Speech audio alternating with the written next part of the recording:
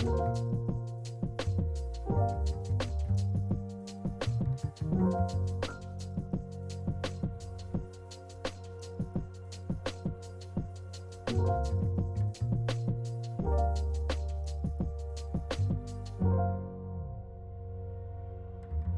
wondering if you know what these artists have in common.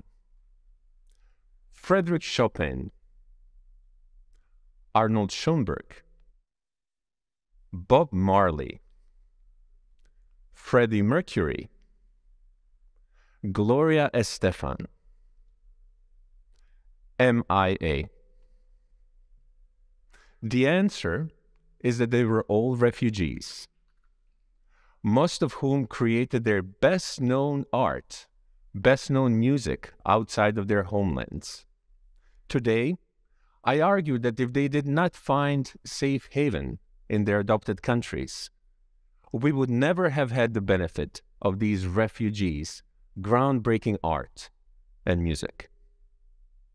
I know this because I am myself a musician and also a refugee. I was born in a middle-class family in the very center of former Yugoslavia, in Bosnia and Herzegovina. My family was no stranger to grief or to art. I am a grandchild of Holocaust survivors, and my grandparents and their siblings were for me a symbol of hope, a symbol of overcoming even the greatest obstacles. There were people who, regardless of the horrors they went through, managed to keep up their spirit, do great things in this life, and be happy. Art and music were extremely valued. They were considered to be something special, something higher, something that lifts our lives above our present circumstance and give perspective to our existence. In 1991, the first political and then armed skirmishes started in my home country, Yugoslavia. Two of the republics, Slovenia and then Croatia, declared independence. Most people I knew, including my own family, could not have imagined the bloody conflict that would follow. I remember my father saying, "Well, you cannot have war in Europe in this day and age." I myself was extremely idealistic. In 1989, the Berlin Wall fell. Scorpions sang that beautiful song, "The Wind of Change." And I truly thought that the world had become a better, more enlightened place. In 1991, I was enrolled in an exchange student program to spend 6 months in the United States. Expecting that the political turmoil would calm down, and not being able to imagine that the war could reach Bosnia, the very central, the most ethnically mixed part of the former Yugoslavia, I went. While I was abroad, the war did break out within Bosnia itself.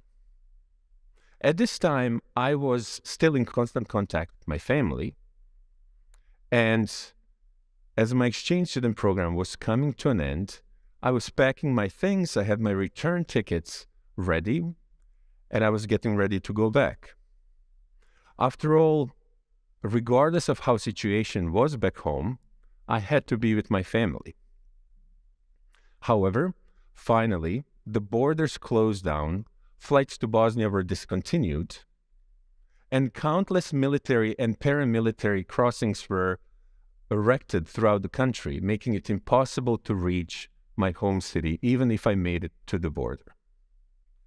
At first, there was the realization that I am physically cut off from my family, my friends. Then the phone lines went down. And since I have relatives in Canada, I decided that I would apply for a visa and go there. The visa was rejected on the account of there being war in my home country, but the passport was kept. So not having any other option, I decided that I would just go. I still remember the sinking feeling as I was walking over the crossing into Canada with my suitcase and my guitar, as the realization started to dawn on me that I am a refugee and what that actually means. As I was growing up, many times, I watched television programs about different political and humanitarian crises in the world. And I remember watching those poor people, refugees, journeying on boats, on tractors, worn out by grief and tragedy. And I remember feeling so much pity for them because, among other things, they were not born in such a civilized and stable place as me. What followed were extremely painful years. At first, there was no contact with my family, my friends whatsoever. And then a trickle of terrible news started to come in, transmitted through satellite phones and news that reached me through friends and acquaintances of my family and relatives living in other parts of the world. At first, I was told that my girlfriend's house was completely leveled by an explosion, most likely with her and her family inside. Then, I was told about deaths of members of my extended family who were killed by rocket-propelled grenades by snipers walking down the street. Finally, I was told that my mother was killed by shrapnel as she was having a cup of coffee with a friend. On the other hand, there's the nature of being a refugee. We're all defined by our families, but by our environments, things that we take for granted. What happens when all of that is gone? When your family is gone, the country you were born in does not even exist anymore. You're barely able to verbally communicate. You're stripped down to the bare bone of who you are as a person. Your ego is completely irrelevant, doesn't even exist, and you simply are. Interestingly, it was exactly this which became a foundation of my artistic work later on. This awareness of the basic human condition and the universal expression of it, which really, when stripped of the socioeconomic artifice which we are enveloped in its revealing, frank form, resonates with us all. In this situation, how was one to function? How was one to keep on going? There was no time to grieve. There was no time to feel sorry for oneself. There was no time to be paralyzed by pain. I also felt responsibility towards my family. Regardless of what my situation was, I was not myself in a war zone, and I had to be able to honor that. I found my salvation in music.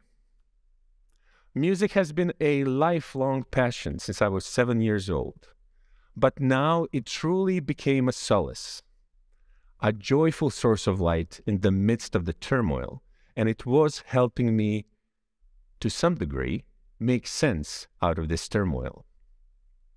So I went on to do undergraduate and then graduate studies in music, and then embarked on what ended up being extremely fulfilling music career. Now, what is that which makes people relate to art, relate to music? It is the fact that it speaks to us on a basic human level. And the more it resonates with who we are on the inside, the more effective it is.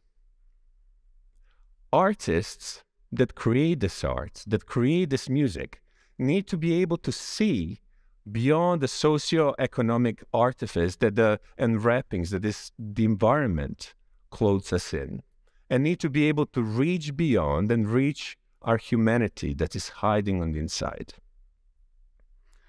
Refugees are uniquely qualified for such a task. Their understanding has been honed and is honed by pain, by loss, by suffering. Their understanding is honed by trials that divide the important from the unimportant. And that is why they're able to, through their art, speak with a knowing directness that resonates with a soul. Nowadays, I have the privilege of performing in some of the world's greatest concert halls and recording music which reaches thousands. However, performing for thousands is not very different than performing for only one person. It is still about creating that basic human connection that goes beyond the boundaries of nationality, ethnicity, of religion, class, circumstance.